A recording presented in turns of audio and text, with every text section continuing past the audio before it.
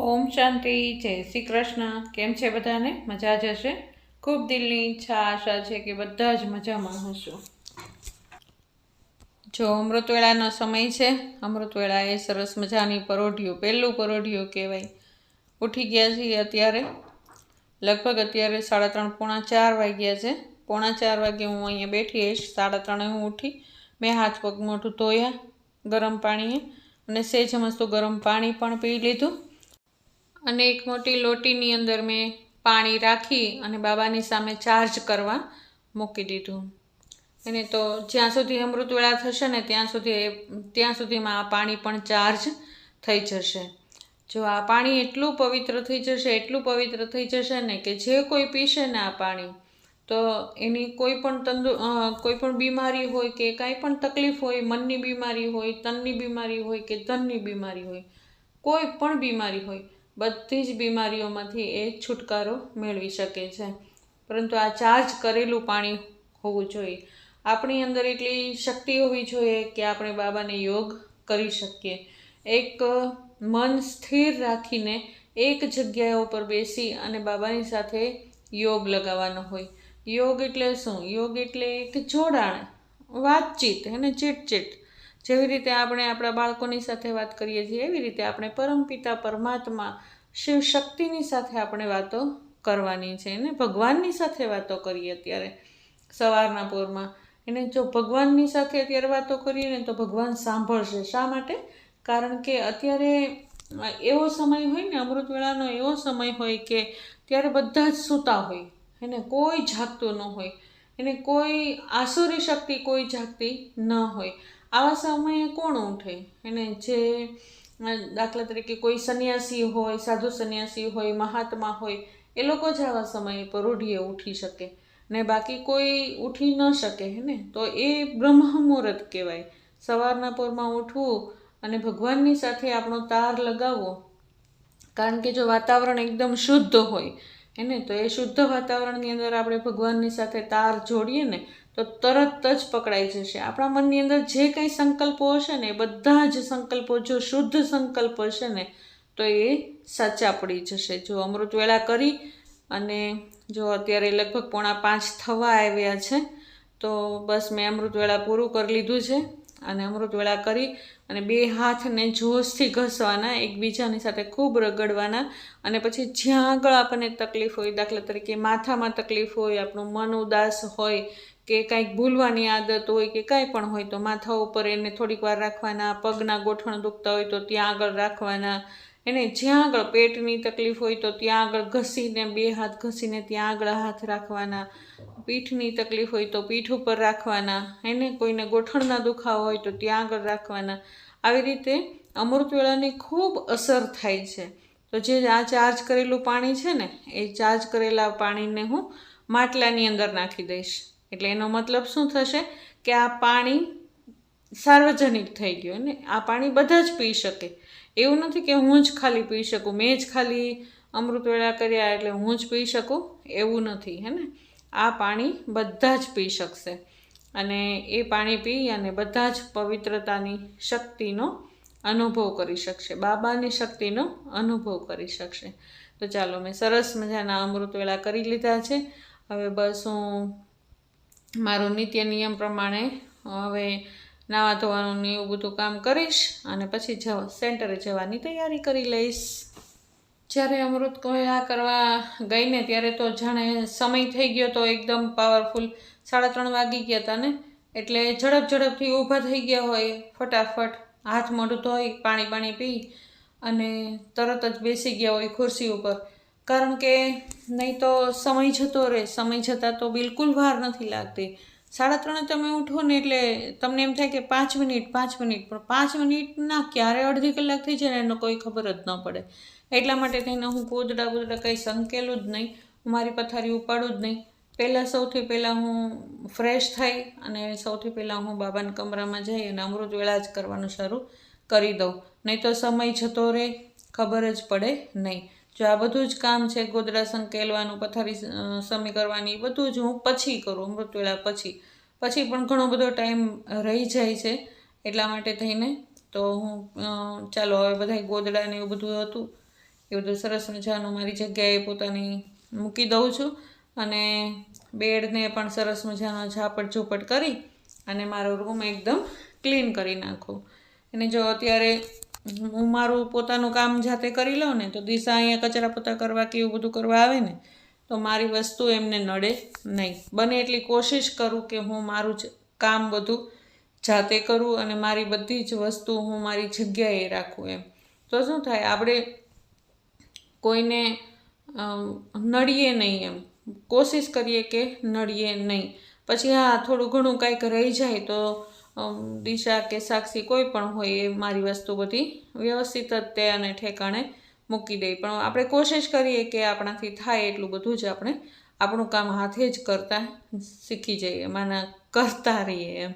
તો ચાલો, મેં મારું સરસ મજાનું બધું જ વ્યવસ્થિત કરી નાખ્યું છે અને બસ હવે નાવા જવાની તૈયારી કરીશ અને નાહી અને સેન્ટરે જવાની તૈયારી કરીશ.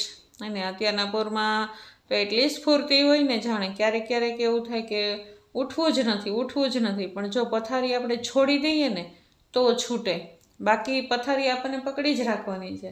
પણ જો આપણે એવું સમજીએ ને કે પથારી છે ને એ કાંટાની પથારી છે તો આપણે ફટાફટ ઊભા થઈ જશું. બાકી જો આપણને પથારી વાલી લાગવા માંડે ને તો આપણે 8 વાગી જાય, 9 વાગી જાય, કદાચ સૂર્યનારાયણ માથે આવી જાય તોય ખબર પડે નહીં. એટલા માટે થઈને જો ભગવાનની શક્તિઓનો અનુભવ કરવો હોય ને તો સવારમાં વહેલું ઉઠવું ખૂબ ખૂબ ખૂબ જરૂરી છે. ભલે આપણે કોઈ પણ આપણા જે ઈષ્ટદેવ હોય કે ઈષ્ટદેવી હોય, જેનું પણ આપણે પૂજન અર્ચન કરતા હોય, એમનું આપણે નામ સવારના પોરમાં લેવું ખૂબ ખૂબ ખૂબ અને ખૂબ જરૂરી છે. ક્યારેક એવું થઈ જાય કે સાજા માંદા હોઈએ તો આપણે ન પણ ઉઠી શકીએ.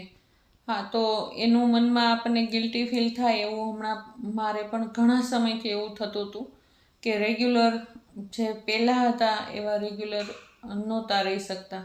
હવે કોશિશ કરું છું કે ધીમે ધીમે રેગ્યુલર થઈ જઈએ. કાંઈ નહીં તો કાંઈ નહીં, અમૃતવેળા તો ક્યારેય મિસ કરીએ જ નહીં એમ. અમૃતવેળા ભલે કદાચ ચાલો સેન્ટરે પણ ન જઈ શકાય તો પણ અમૃતવેળા તો કરવા એટલા જ ખૂબ જરૂરી છે. કારણ કે સ્વયં ભગવાન જો આપણી પાસે આવતા હોય તો પછી આપણે જો સૂતા હોઈએ તો પછી ભગવાન આપણને કઈ રીતે એની શક્તિઓનો અનુભવ કરાવી શકે. તો એટલા માટે થઈને આપણે ભગવાનને હાજરી આપવી ખૂબ જરૂરી છે.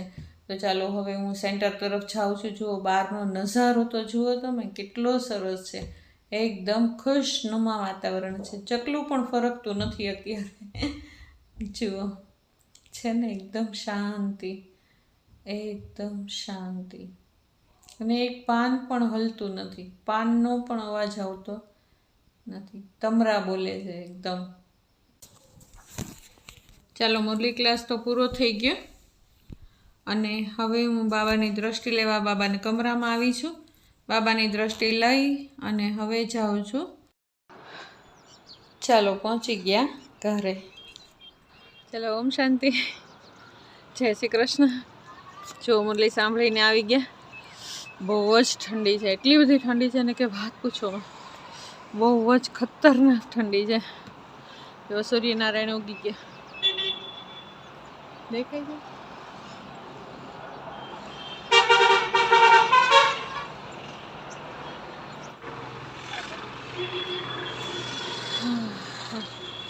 સૂર્યનારાયણ ઉગી ગયા, પોતાની રોશની વિખેરતા એટલું સરસ વાતાવરણ છે ને કે બસ.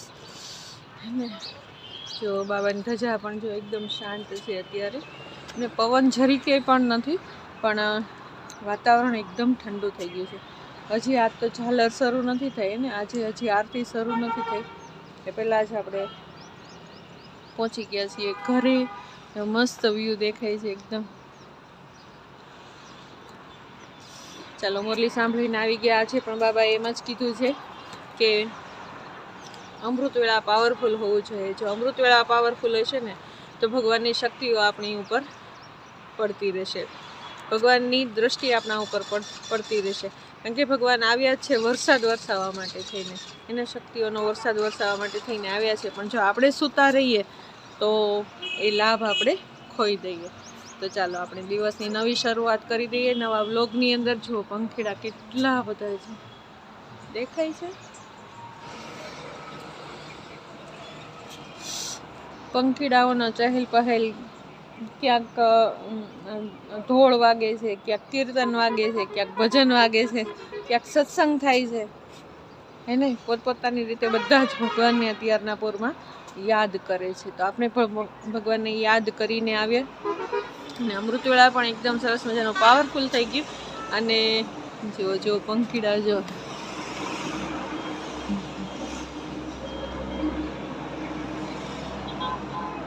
એને પણ મજા આવી ગઈ છે અત્યારે ઉગતા સૂરજમાં રમવાની. અને જો કેટલા સરસ મજાના સૂર્યનારાયણ દેખાય છે આજ તો.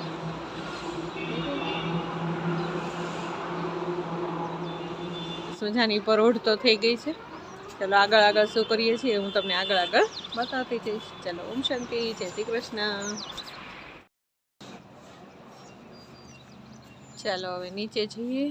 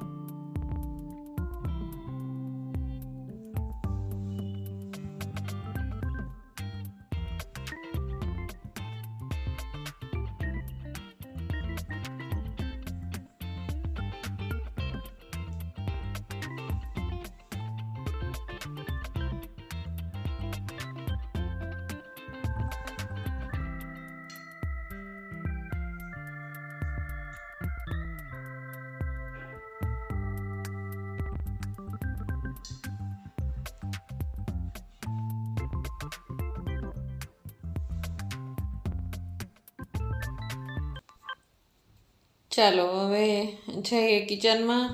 તો ચાલો મેં ચા મૂકી દીધી છે કિચનમાં. તો સૌથી પહેલાં ચાથી શરૂઆત કરી દઈએ. જો દિશાએ પણ બધી જ કચરા પોતા કરી નાખ્યા. છેલ્લું બસ હવે કિચન જ બાકી છે એને પણ.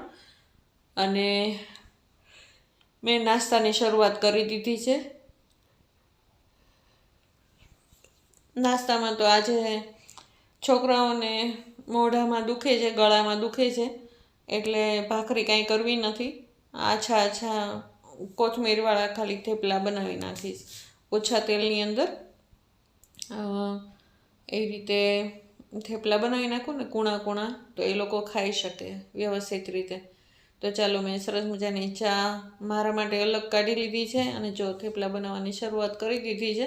તો દિશાને મેં કીધું કે દિશા તું પહેલાં સૌથી પહેલાં ગરમ થેપલા થાય છે ને તો તું પહેલાં નાસ્તો કરવા બેસી જા. એટલે જો એ નાસ્તો કરવા બેસી જાય. પહેલું થેપલું જ મેં દિશાને આપી દીધું. એ નાસ્તો કરી લેશે ને પછી એ જશે એનું અધૂરું કામ પૂરું કરવા. અને હું થેપલા કરીને હું પણ જો ચાલો નાસ્તો કરવા બેસી ગઈ છું હવે. તો નાસ્તો કરીને પછી મેં ધાનુનો નાસ્તો બનાવ્યો. એના માટે મેં ઉપમા નથી, આજે તો સફરજન બનાવવાનું હતું. તો મેં રવો છે એ ઘીમાં શેકી નાખ્યો સરસ રીતે. અને એની અંદર ગરમ પાણી નાખી દીધું.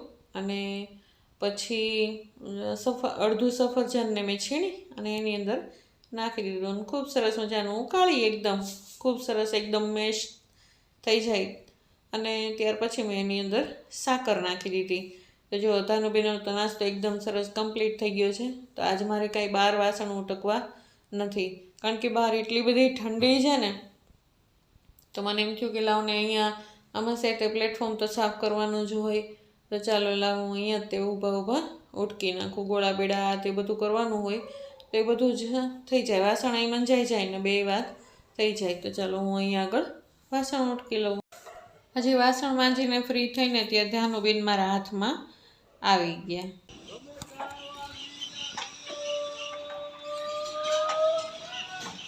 તાનો ઉઠી ગયો દીકા લે. 20 કિલો ટમેટા આવ્યા કાનો. આટલા બધા સસ્તા ટમેટા 20 કિલો આમ તો અત્યારે છે ને ખાલી ટમેટાનું જ શાક ખવાય એટલા સસ્તા થઈ ગયા ના કિલો 20 કિલો રે જાય ભાઈ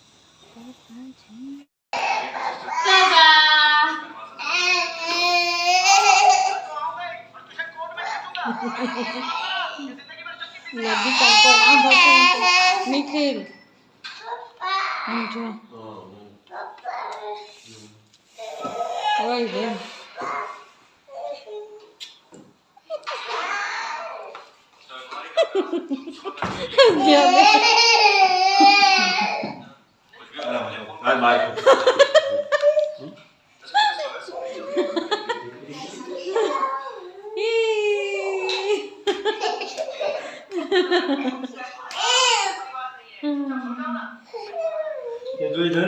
ધનુ ગઈ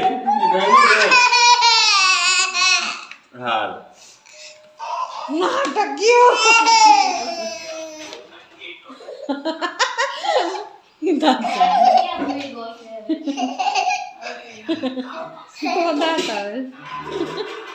બસ પછી સંતોષ હોય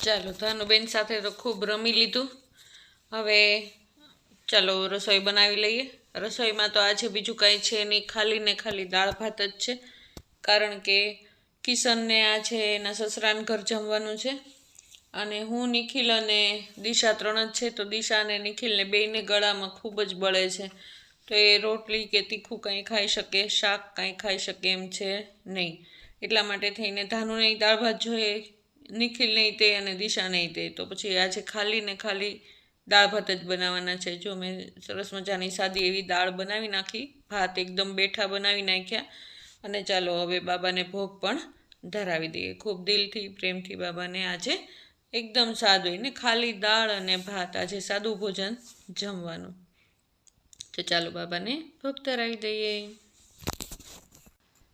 નિખિલે બપોરે દાળ ભાત જમ્યા ને તો સાંજે 5 વાગે ઊભો થઈ ગયો અને બહુ ભૂખ લાગી હતી મમ્મી મને કાંઈક બનાવી દે ને કે તો મેં કીધું શું બનાવી દઉં તું કે તો કે મને કાંઈ બીજું ભાવતું તો કાંઈ છે નહીં ગળામાં બહુ જ બળતું હતું દિશાને પણ બળતું હતું ને નિખિલને પણ મેં કીધું ચાલ તને શીરો બનાવી દઉં બોલ તું ખાને તો કે હા મમ્મી શીરો બનાવી દે તો મેં સરસ મજાનો જો શીરો બનાવી દીધો એકદમ સરસ મજાનો સહેજા કરકરા લોટનો ભાખરીનો લોટ હોય ને એનો શીરો બનાવી દીધો જાજુ બધું ઘી નાખીને એટલે શું થાય કે ગળું બળતું હોય ને તો ઘી એકદમ આળવું થઈ જાય આળવું અંદર થઈ ગયું હોય એટલે ઘીથી એને એકદમ રાહત મળે એમ તો ગરમ ગરમ થોડોક સતપ શીરો ખાય ને તો એને મજા આવી જાય એકદમ તો મેં એને એકદમ સરસ મજાનો સૂંઠ મેં ઘરે જ બનાવેલી છે આ વર્ષે તો સૂંઠ પણ ઘરની છે જુઓ અને ગોળ પણ ઓર્ગેનિક છે એકદમ તો સરસ મજાનો જો શીરો બનાવી દીધો સરસ મજાના ઝાઝા બધા ઘીની અંદર તો અત્યારે હમણાં દિશાએ ખાઈ લેશે અને નિખિલ પણ ખાઈ લેશે તો અડધી દવા તો એમને જ થઈ જશે મસ્ત એકદમ સ્વાદિષ્ટ શીરો બન્યો છે ચાલો સાંજે હું બધા જ કપડાં લઈને બેસી ગઈ કાલે બધા જ સફેદ કપડાની ધોણ કાઢી હતી ને તો એ બધા જ કપડાં આજે ઘડી કરવાના છે એકદમ સરસ રીતે ઇસ્ત્રી કરી અને ઘડી કરી અને મૂકવાના છે કબાટમાં તો ચાલો હું એ મારું કામ બધું પતાવીશ અને દિશા કહે કે પહેલાં હું માખણ કરી નાખું મમ્મી પછી હું રસોઈ કરીશ કારણ કે ધ્યાનુબેન ગયા છે સામે ભાવનાબેનના ઘરે દિશાના મમ્મીના ઘરે ગયા છે એટલે ત્યાં આગળ તો એ ટાઈમથી રમશે તો દિશા જુઓ માખણ બનાવે છે અને ત્યાર પછી બનાવી નાખશે રસોઈ અને હું બધા જ કપડાં જેટલા કપડાં છે એટલા બધા જ કપડાની ઇસ્ત્રી આજ કરવાની છું તો ચાલો આજ આવો રહ્યો મારો આખો દિવસ સવારે 4 વાગ્યાથી અત્યાર સુધીનો તો તમને કેવો લાગ્યો મારો આજનો દિવસ જો તમને મારો આ વ્લોગ ગમ્યો હોય તો લાઈક શેર અને સબસ્ક્રાઈબ જરૂર જરૂર જરૂર કરજો. ચાલો ઓમ શાંતિ. જય શ્રી કૃષ્ણ.